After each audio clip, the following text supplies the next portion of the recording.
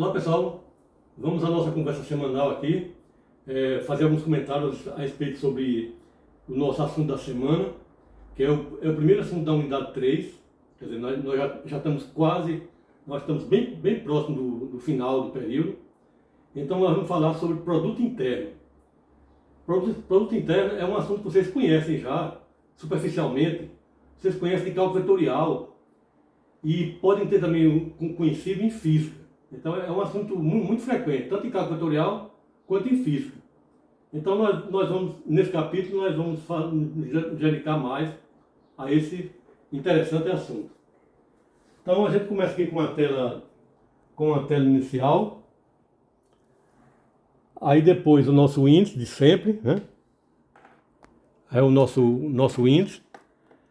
E agora vamos entrar em cada detalhe desse. Primeiramente a definição. Então, o que é um produto interno? Bem, o produto interno, ele é uma função que a gente denota assim, é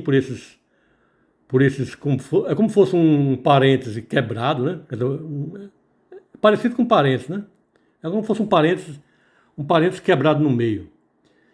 Então, isso aqui é o nome da função, quer dizer, o nome, em vez de chamar a função de f ou de g, em vez de dar uma letra, então a gente chama a função por isso aqui. Então, produto interno é uma função que tem esse nome, tem essa notação, e o domínio dela é o produto vetorial de V por V, é um produto vetorial V vezes V, e o contradomínios reais, né? O contradomínio é o conjunto de escalares. Então, é uma função de V vezes V em V que tem as seguintes propriedades. U mais V vezes W deve ser igual a UW mais VW. KV vezes W deve ser igual a K vezes VW. U vezes V deve ser igual a V vezes U. Quer dizer, o produto deve ser algo como comutativo, né? U vezes V deve ser igual a V vezes U.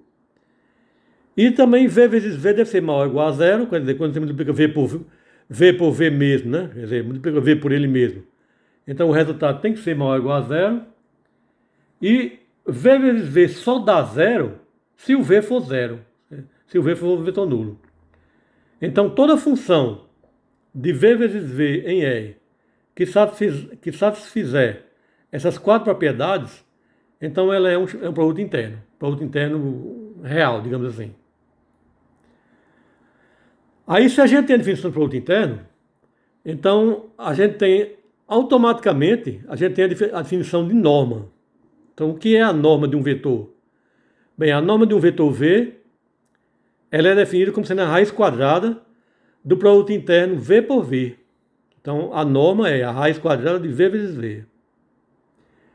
E se a gente tem a definição de norma, a gente tem também a definição de distância. Quer dizer, uma coisa dá origem à outra, né? Quer dizer, uma definição dessa dá origem a outra logo a seguir. Então, se você define norma, você define também distância. Então, o que é a distância entre dois vetores U e V? A distância entre dois vetores U e V é a norma de U menos V. Aí aqui a gente observa que a norma também é chamada de comprimento e também é chamada de módulo. Então, onde vocês virem essas expressões, né? Comprimento, módulo e norma, é tudo a mesma coisa, né? Isso é tudo o mesmo conceito. Então, a gente vai preferir chamar de norma. Então, vamos chamar de norma. Mas poderia ser também outras coisas. Poderia ser chamado de módulo e pode chamar também de comprimento. Exemplo. No R3, definimos esse produto aqui. Definimos essa função. A1, A2, A3 vezes B1, B2, B3, a gente define como sendo A1, B1 mais A2, B2 mais A3, B3. Então a gente define desse jeito e a gente mostra aqui embaixo, I1, I2, I3 e 4, a gente mostra que essa definição ela é um produto interno do R3. E ele é chamado de produto interno usual. É esse produto interno aqui que vocês conhecem. Vocês já viram tanto em cálculo vetorial, como também já viram em física. Então, esse produto interno aqui é o que se usa. É o que se usa por toda parte, né? Em todo lugar que você vai estudar, você vai encontrar esse produto interno. Então, é o produto interno usual. Produto interno usual do R3. E aqui a gente mostra que ele é um produto interno. I1, I2, I3 e 4. Quer dizer, ele satisfaz propriedades de 1, I2, I3 e 4. Portanto, ele é um produto interno. Com esse produto interno definido desse jeito, a gente tem essa definição de norma. A norma de V, que é a raiz quadrada de V vezes V, vai ser a raiz quadrada de V1 ao quadrado, mais V2 ao quadrado, mais V3 ao quadrado. Então aqui a gente diz que é produto interno usual. E a gente pode definir a mesma coisa para o produto interno usual em Rn. Quer dizer, no lugar de usar R3, a gente pode usar também Rn. Então o produto interno usual do Rn é parecido, né? É parecido com o que a gente usa em R3. Parecidíssimo, né? E a gente pode, se a gente quiser, a gente pode acrescentar alguns coeficientes, também chamados de pesos, né? Quer dizer, a gente pode colocar alguns pesos nessa definição. Por exemplo, eu posso inserir aqui um 5, posso inserir aqui um 11, posso inserir um 2, inserir um 4, inserir um 7, quer dizer, eu posso inserir o peso que eu quiser, que ainda continua um produto interno. Agora aqui seria outro produto interno que não seria usual. Quer dizer, é um produto interno, digamos assim, extravagante, né? Um produto interno não usual. Quer dizer, ninguém usa esse produto interno e também ninguém usa esse produto interno. Mas eles são produto interno. Quer dizer, não é por causa disso, quer dizer, não é só pelo fato de que ninguém usa que eles vão deixar de ser produto interno. Não. Eles são produto interno também. Só que eles são produtos internos não usuais, né? Não usuais. Mas eles têm a mesma propriedade que os outros têm. Quer dizer, os outros produtos internos não são melhores do que ele. Apenas ninguém usa. Ninguém usa o produto interno desse jeito. Mas se quisesse usar, poderia. Outro exemplo. Digamos que a gente define essa função aqui. F de A1, A2, A3, B1, B2, B3 é A1, B1 menos A2, B2 mais A3, B3. Então nota que a gente colocou um menos aqui. Então se você colocar um menos aí pelo meio, ou em qualquer outro lugar, aí a função não vai ser mais produto interno. Porque, veja bem, por que ela não é produto interno? Porque eu peguei aqui um vetor V, 1, 2, 1, e calculei o F de VV, que deveria ser maior ou igual a zero, mas o F de VV, que é como se fosse V vezes V, olha só quanto é que deu. Deu menos 2, deu negativo. Então, uma função dessas, ela não pode ser produto interno. Porque ela fura, ela contradiz o item I4. Ela contradiz a propriedade 4. Então ela não é produto interno, certo? Então essa função aqui ela pode ser tudo menos produto interno. Quer dizer, ela não pode ser chamada de produto interno. Outro exemplo, digamos que a gente tem uma matriz quadrada A. Aí, se a gente tem uma matriz quadrada A, então a gente conhece a definição de traço. Então, o que é o traço de A? O que é o traço da matriz? O traço da matriz nada mais é do que a soma da diagonal principal. Você pega a diagonal principal e soma todo mundo. Totaliza a diagonal. Então, soma todo mundo. Então, o resultado dessa soma é chamado do traço. Então, se você tem duas matrizes M por N, e você calcular o traço de B transposta vezes A, isso dá como resultado, e depois calcular o traço, isso aqui dá uma função que é um produto interno de A por B. Quer dizer, satisfaz todas aquelas propriedades do produto interno. Então, isso aqui, o traço de B transposta vezes A, é uma maneira de você definir o produto interno nesse conjunto de matrizes. Por exemplo, digamos que a gente tem aqui as matrizes 2 por 2, A, B, C, D, E, F, G, H.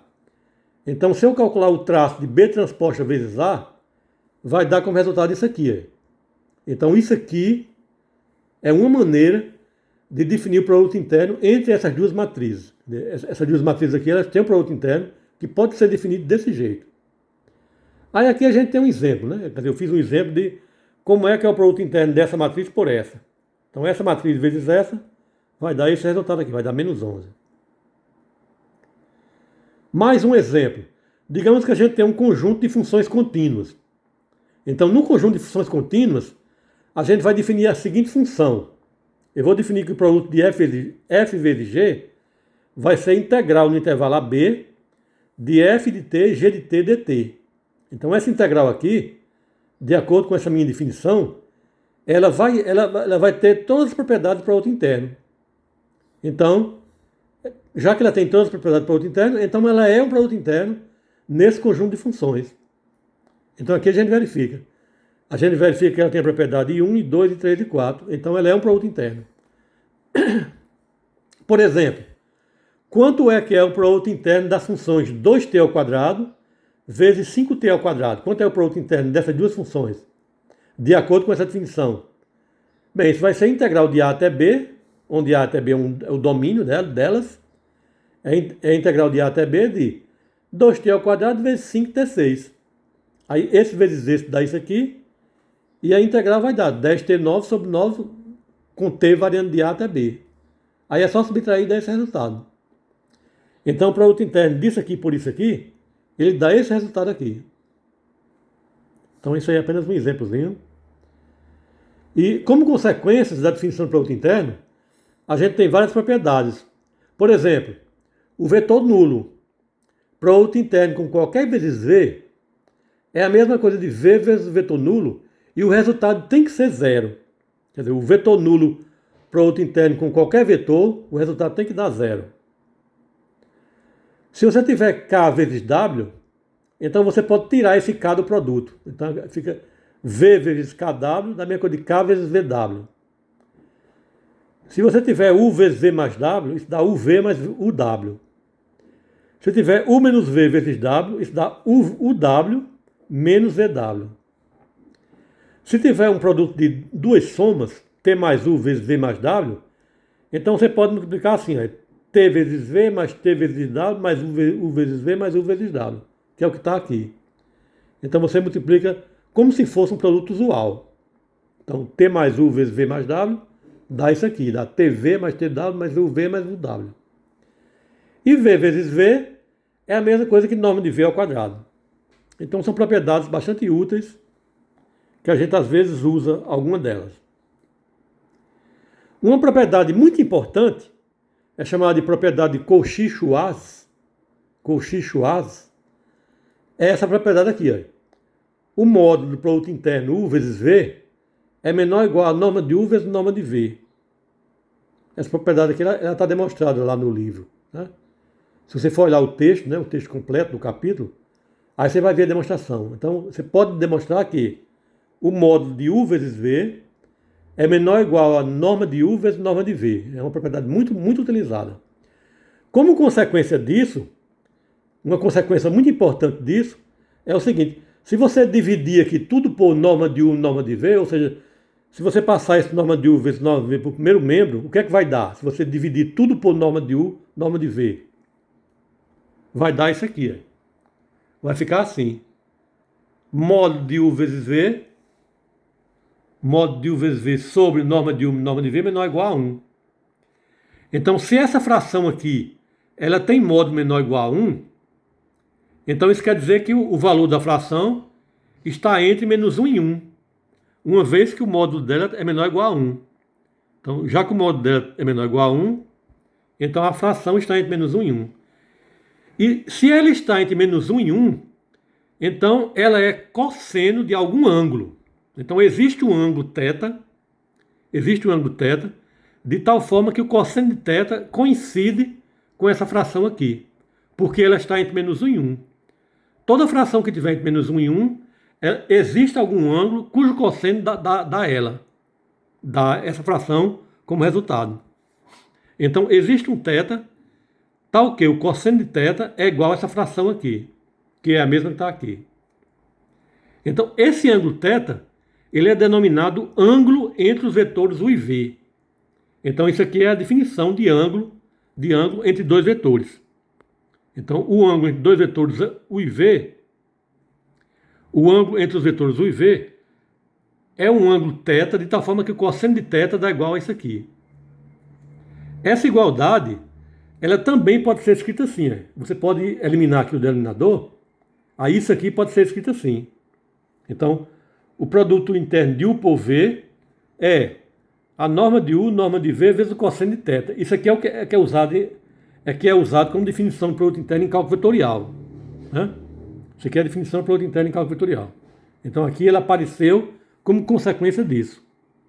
Então é a mesma propriedade, só que apareceu aqui de um jeito diferente. Por exemplo, no R4, digamos que a gente tenha essa definição do produto interno usual. A1, A2, A3, A4, vezes B1, B2, B3, B4. A gente define como sendo A1, B1, mais A2, B2, mais A3, B3, mais A4, B4. Então, é o produto interno usual do R4.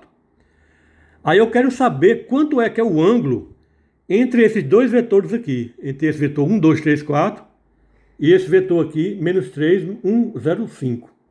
Então, note que isso é uma situação que a gente não pode nem desenhar, porque é o R4. O R4 é um espaço de dimensão 4. A gente não consegue desenhar espaço de dimensão 4. Só consegue desenhar no máximo dimensão 3, né? A gente só consegue desenhar dimensão no máximo 3. Então, dimensão 4, a gente não consegue desenhar. Então, a gente não consegue nem fazer um ângulo, nem fazer uma figura dessa situação aqui. A gente não consegue nem fazer uma ilustração. Mas mesmo assim, mesmo sem ver a figura, que a gente não consegue vê-la, eu quero saber quanto é que é o ângulo. Quanto é que é o ângulo entre esse vetor e esse. Bem, então a norma de W, onde W é um vetor genérico, a norma de W vai ser calculada assim. É a raiz quadrada de W1 ao quadrado, mais W2 ao quadrado, mais W3 ao quadrado, mais W4 ao quadrado. Como consequência disso, eu tenho que a norma de U, onde U é esse valor aqui, esse vetor aqui, a norma de U vai ser isso aqui, que dá a raiz de 30. E se V for isso aqui, então é só elevar todo mundo aqui ao quadrado e somar, que eu tenho isso aqui. Então a raiz quadrada dessa soma de quadrados. Então isso dá raiz de 35. Então a norma de U é raiz de 30 e a norma de V é raiz de 35. Aí daí eu faço o produto interno de U por V. Eu faço UV. Quanto é que é UV de acordo com a definição? Esse UV de acordo com a definição é 19. Então daí a gente conclui que o cosseno de θ, ou seja, o cosseno do ângulo entre os vetores U e V, o cosseno de θ, sempre é igual a U vezes V dividido pela norma de U e norma de V. Aí vai dar 19 sobre a raiz de 30, raiz de 35. Aí você simplifica aqui um pouco, racionaliza, etc. Aí no final dá isso aqui. É a mesma coisa de 19 raiz de 42 sobre 210. Portanto, o θ vai ser o arco cujo cosseno vale isso aqui. O θ é o arco cosseno de 19 raiz de 42 sobre 210. Então você poderia parar aqui. Aí se você usar uma calculadora, usar um computador para fazer esse cálculo, você pode descobrir que esse arco cosseno dessa fração aí, na verdade, é um ângulo de 0,944 radianos, ou então um ângulo de 54 graus, 6 minutos e 5 segundos. Então, tanto faz você dizer 54 graus, 6 minutos e 5 segundos, como dizer 0,944 radianos, como dizer assim, arco cosseno de 19 raiz de 42 sobre 210. Então, esse é um ângulo que vale aproximadamente 54 graus. Então, tá aí. Não desenhamos nenhuma figura, mas calculamos o ângulo entre os vetores.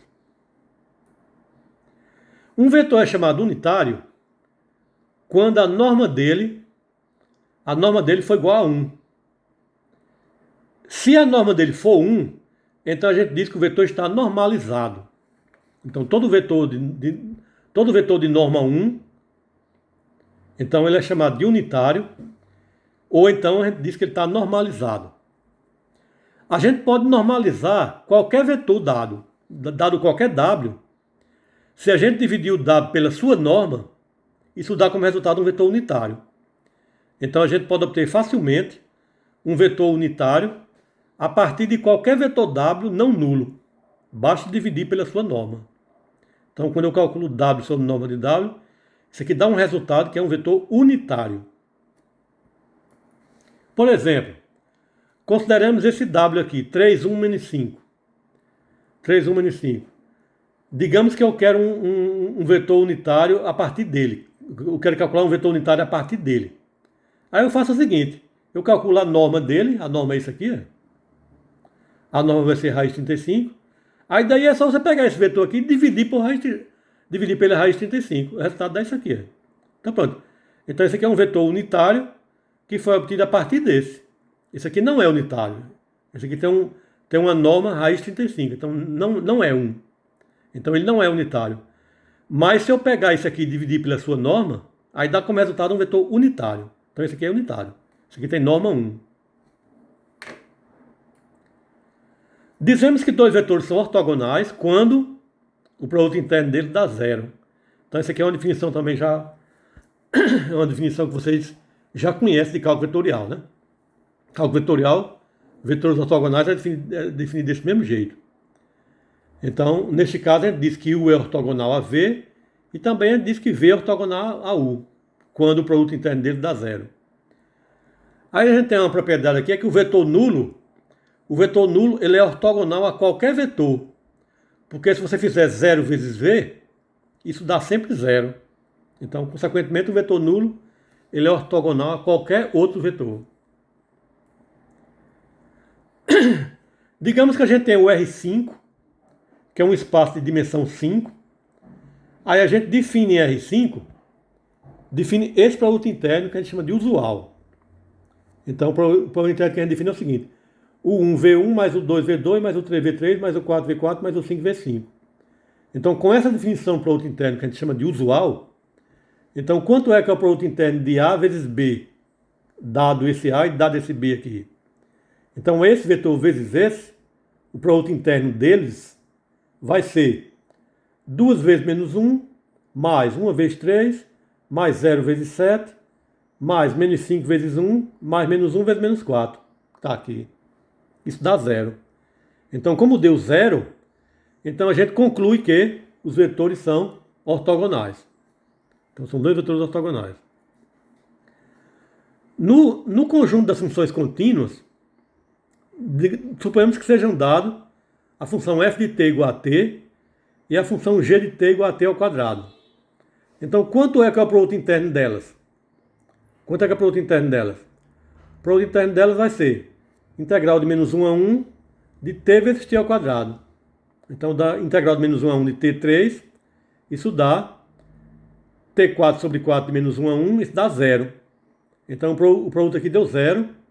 Consequentemente, essas duas funções elas são ortogonais. Definição.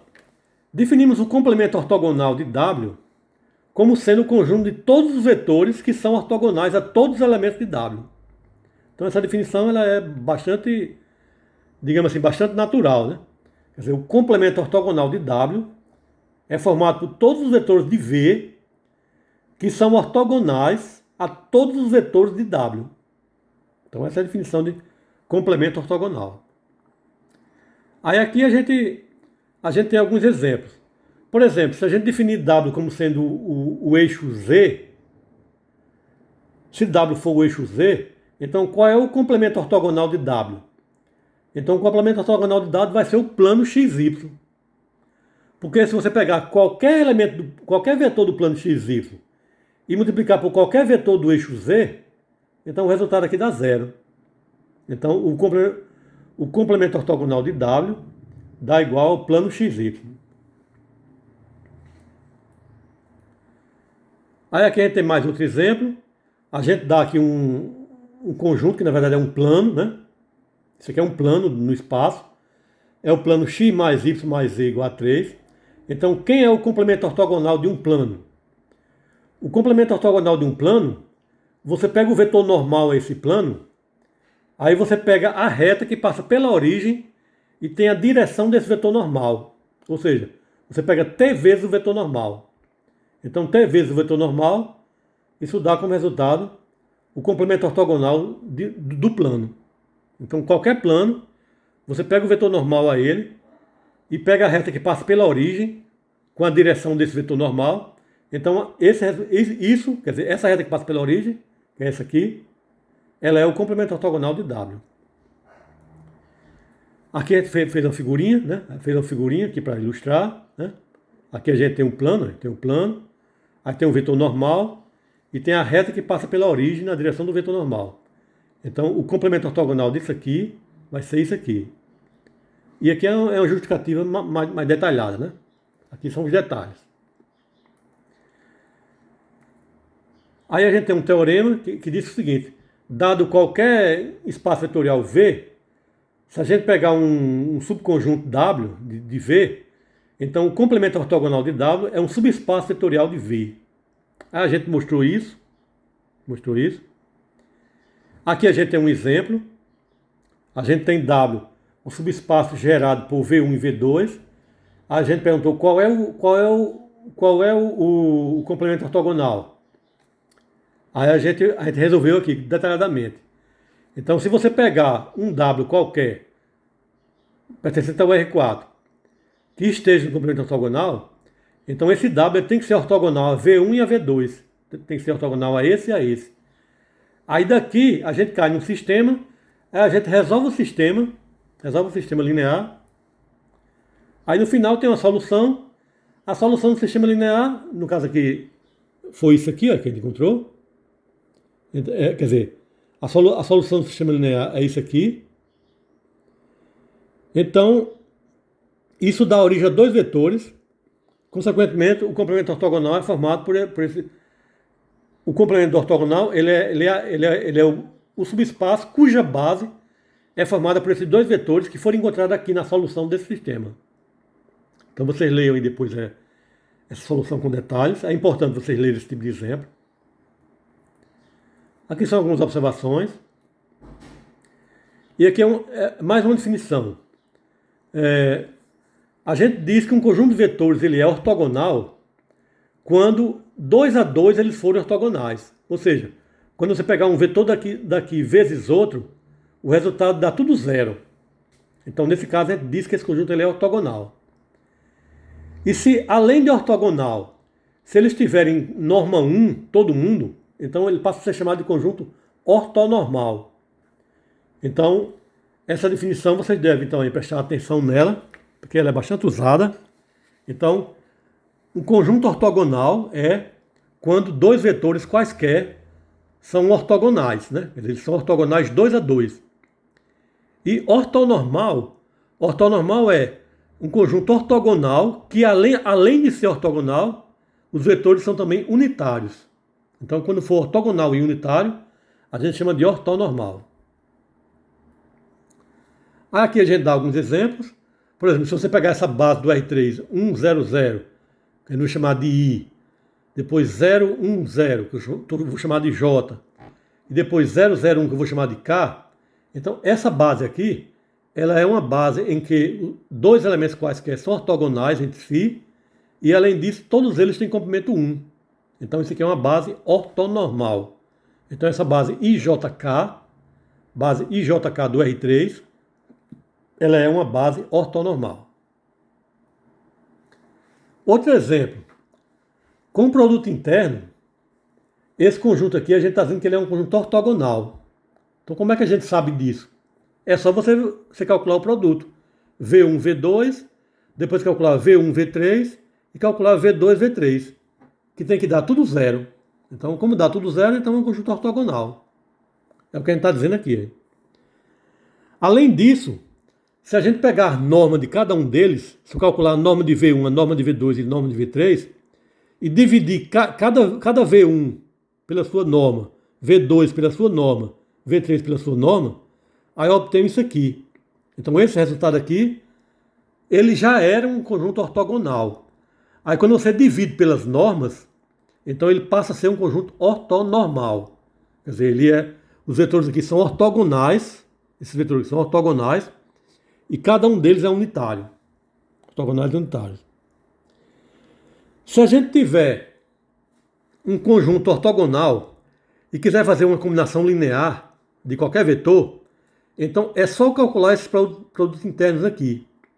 Então isso aqui é um jeito bastante rápido de você calcular a combinação linear de vetores de uma base ortogonal. Se for ortonormal, aí fica mais fácil ainda. Se a base for ortonormal, então quando você for calcular uma combinação linear, então os coeficientes é só calcular desse jeito. É só fazer o produto interno do vetor W por cada elemento da base. Então isso aqui isso aqui é uma maneira rápida de você escrever combinação linear quando a base for ortogonal ou então quando a base for ortonormal. É uma maneira rápida, certo? Uma maneira bem rápida de você escrever combinação linear. Quer dizer, você num instante resolve. Aqui a gente tem mais um exemplo de vetores ortogonais. Você lê com calma aí esse exemplo.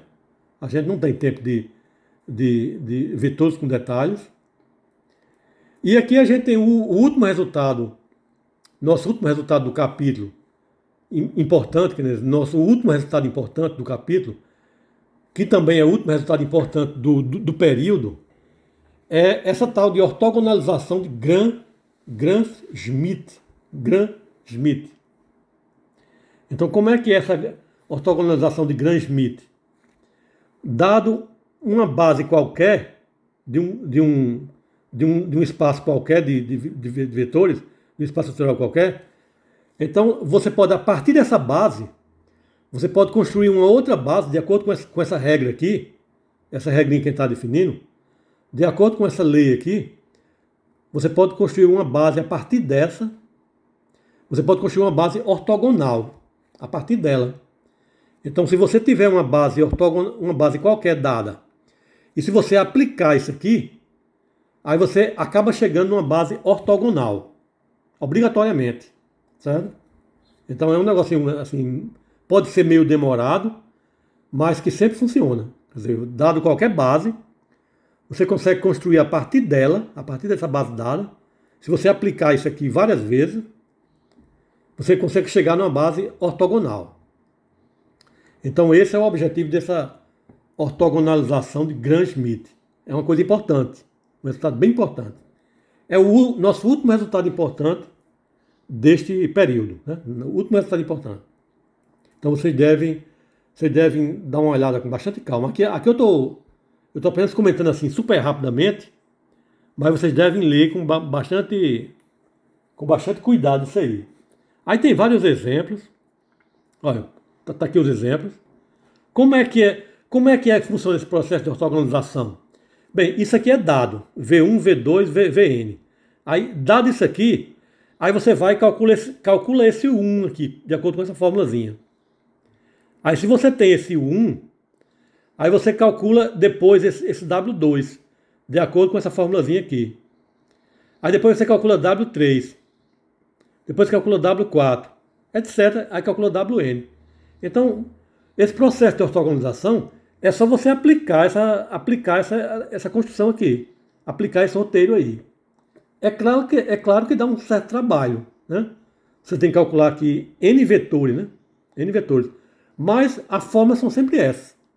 Então, para aplicar essa ortogonalização de Gram-Schmidt, basta você aplicar isso aí que a gente está descrevendo. Quer dizer, não tem muito o que pensar, não. Né? É aplicar do jeito que está aqui. Certo? Então, dado V1, V2, Vn, se você quiser construir uma base ortogonal a partir deles, então é só aplicar essas formulazinhas aqui. Então, é isso que a gente fez aí nesse exemplo. Olha, dado V1, V2, V3, a gente pediu para calcular uma base ortonormal a partir disso aqui. Então, essa é a aplicação direta do processo de ortogonalização. Olha aqui, a gente calcula o W1, calcula o 1, de acordo com aquelas formulazinhas que a gente acabou de mostrar. Aí depois calcula W2 e o 2, depois calcula o W3 e o 3, usando aquelas formulazinhas. Aí no final tem o resultado aqui. Portanto, a base ortonormal procurada está aqui. Quer dizer, é só aplicar essas formulazinhas aí. Dá um trabalhinho, mas a gente consegue chegar lá. A gente tem aqui outro exemplo. Um teorema. Todo espaço vetorial possui uma base ortonormal, quer dizer, não importa qual seja o espaço vetorial, se ele tiver dimensão finita, então ele possui alguma base ortonormal. Então esse é um teorema genérico. Aqui também outro teorema, a gente não vai usar, mas é um teorema que aparece também como consequência, né? Ele é chamado de teorema da decomposição ortogonal. E aqui a gente está dizendo como é que você usa o máxima para fazer esse processo de ortogonalização de Gram-Schmidt. Então, o Máxima conhece esse processo de ortogonalização. Então, por exemplo, eu dei uma base aqui, ó, a base B, não sei se vai dar para ver aí, tá aqui. Dado uma base B aqui com esses vetores, com esses três vetores, é uma base do R5, né? Dada essa base do R5, então eu chamei o comando Gram-Schmidt, com essa base, aí ele dá como resultado isso aqui. Ele dá como resultado uma base ortogonal. Aí eu mandei ele simplificar. Aí pronto, simplificou aqui, deu isso aqui. Então, o que foi que eu fiz aqui com o Máximo? Eu dei uma base B, aí eu apliquei esse comando Gram-Schmidt nele, nessa base dada. Aí eu obtive essa base aqui. Essa base aqui, apesar de ela parecer um pouco feia, né? Ela é toda uma base que tem uma aparência aí não muito agradável, né? Cheia de frações complicadas aqui. Mas ela é uma base ortogonal. Olha aqui o que foi que eu perguntei ao Máximo. Eu perguntei quanto era o produto interno de B1 por B2, ou seja, quanto é que é esse aqui vezes esse. Aí ele disse que era zero. Aí depois eu perguntei o produto interno de B1 por B3, perguntei esse vezes esse. Aí ele disse que era zero também. Aí depois eu perguntei quanto era o produto interno de B2, B3. B2 produto interno de B3, quer dizer, esse vezes esse, ele disse que era zero também. Ou seja, os vetores são ortogonais 2 a 2, 2 a 2 ortogonais. Então essa aqui é uma base ortogonal. Então, para usar esse procedimento do Máximo, é só você dar a base e chamar o comando. Chamar o comando, Gram-Schmidt. Agora, na primeira vez, quando você for iniciar os cálculos, você tem que chamar a primeira vez esse pacote. Load, né? Load para carregar o pacote. Load, pacote eigen. Ou seja lá como for que se pronuncia isso. Uma palavrinha estranha aqui, né? Eigen. Então, load eigen. Então, com isso aqui, o Máxima carrega os comandos para fazer a ortogonalização. Aí ele faz a ortogonalização no instante. Bem, então é isso. Então, na próxima semana nas próximas semanas a gente libera questionários sobre isso. E assim a gente vai chegando mais próximo do final do período.